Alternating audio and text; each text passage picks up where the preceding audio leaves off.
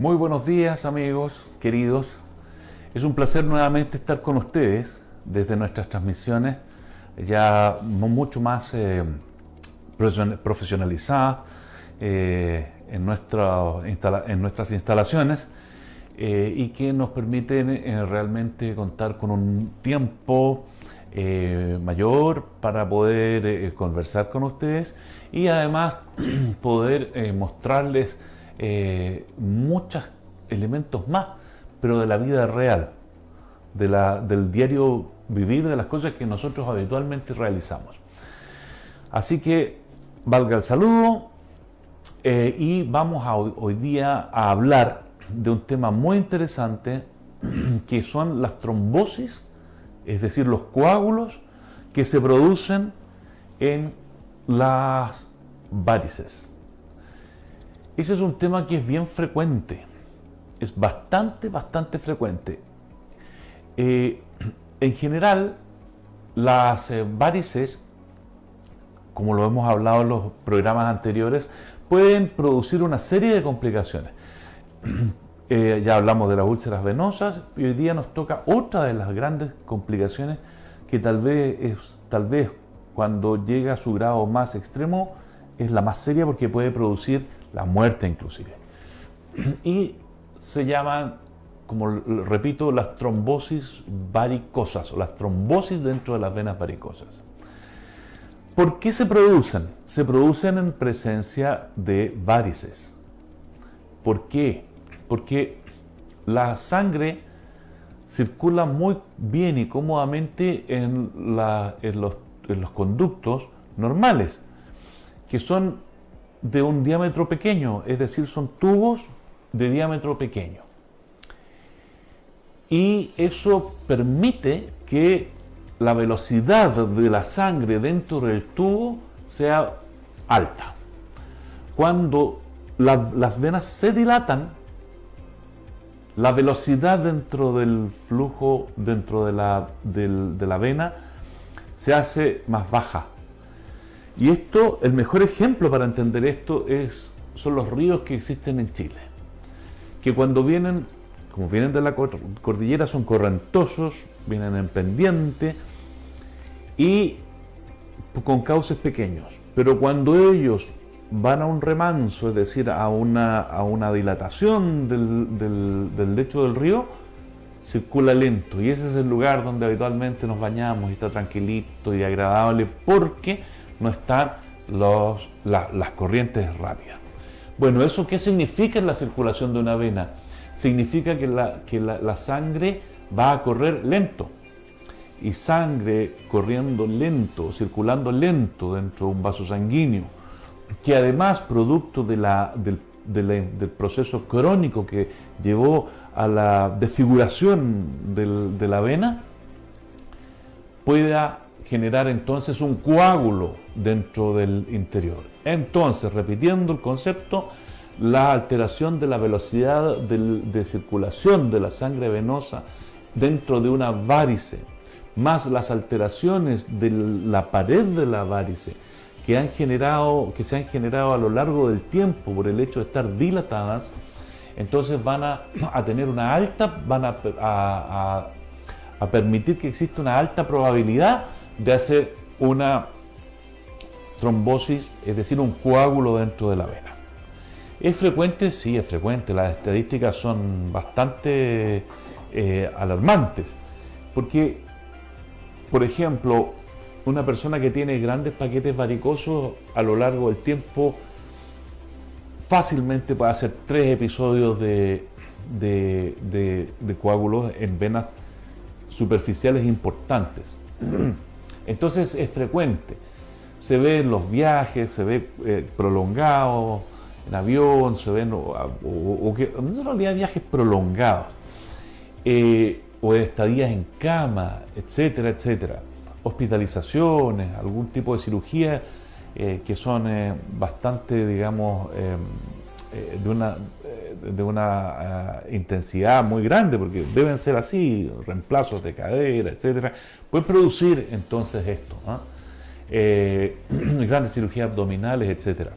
Entonces, Entonces esto va a llevar finalmente a que se produzca este coágulo.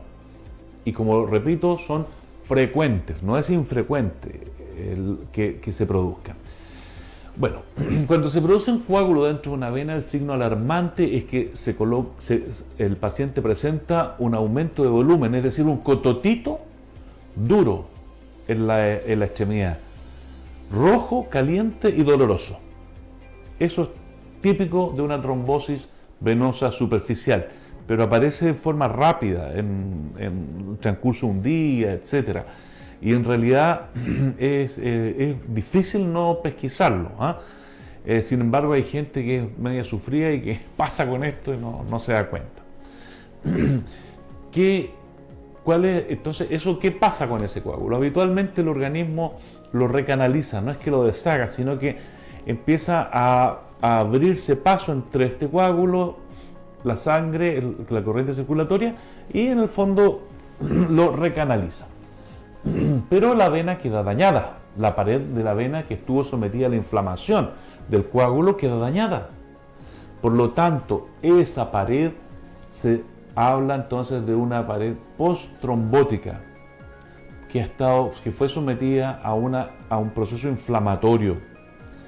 Y esa pared, que es gruesa, irregular, que en muchas oportunidades tiene bridas, es decir, verdaderas telarañas dentro de la vena, tiene mucho mayor riesgo de retrombosarse, 4 o 6 veces más riesgo de hacer una retrombosis en la zona, porque además de tener un flujo lento, además del daño que tenía porque se produjo la varices y la inflamación crónica, ahora quedó con un daño que fue agudo, es decir, un coágulo, y el coágulo produjo entonces mayor daño. Bueno, vamos hasta aquí, la parte de la complicación que hemos hablado de la complicación local.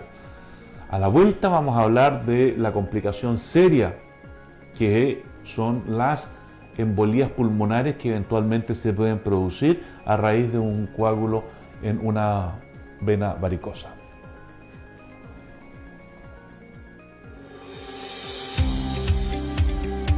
Hola, soy Margot Maldonado y soy paciente del doctor Álvaro Orrego. Para mí fue súper buena o buenísima, porque yo no usaba vestido, porque tenía varices y muchas arañitas, muchas. Me operé 2 veces con la operación convencional y me volvieron las 2 piernas. Y claro, el doctor me hizo el tratamiento, que fueron 10 sesiones, y sí, bastante me mejoré, o sea, es decir, se desaparecieron esos varices que estaban, a mí me salen en las rodillas y en la parte de los talones. Así es que para mí fue una felicidad cuando vi que ya no tenía varices y empecé a usar vestido. Me compré vestido, andaba feliz, a mí me encanta andar con vestido y me sentía súper, súper bien.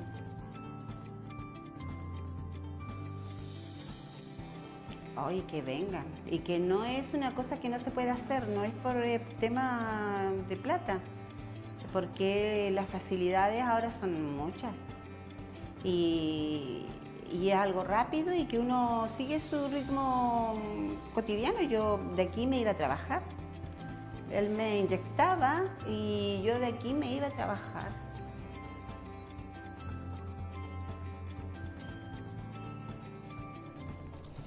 Bueno, de vuelta, queridos amigos, para poder contarles y seguir esta historia que es bastante interesante, es un poco fuerte lo que ahora vamos a conversar, que es el mayor riesgo que puede presentar una trombosis, es decir, un coágulo dentro de una vena varicosa.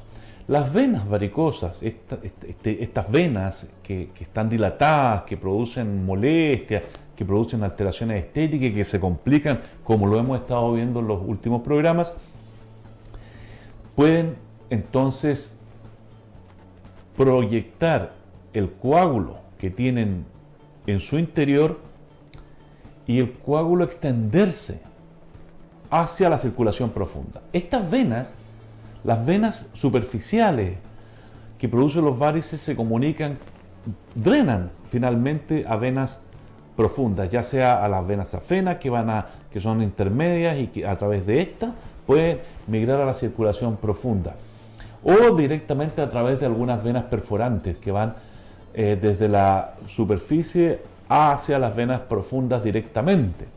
Entonces, tenemos distintas formas de llegar desde el sistema venoso superficial al sistema venoso profundo. Es raro que un coágulo migre solo desde la circulación superficial al pulmón. En general, la asociación se da cuando la vena varicosa, el coágulo que está dentro de esta, se extiende hacia la vena profunda y de ahí se suelta hacia la circulación y puede impactarse en las arterias pulmonares y producir una cosa muy grave, que es una embolía pulmonar. Entonces, podemos, con los conceptos modernos, entender que las venas varicosas, los paquetes varicosos, son reservorios de coágulos que eventualmente pueden terminar en una embolía pulmonar. Por lo tanto, es una forma muy importante de prevenir eso. Ahora, hasta hace un tiempo atrás, poco se asociaban las trombosis venosas superficiales con las embolías pulmonares, pero estudios serios y en un gran número de pacientes han demostrado que no es infrecuente. Y además, el riesgo que tiene una persona que ha hecho, el riesgo de hacer una embolía pulmonar de una persona que ha hecho una trombosis de una vena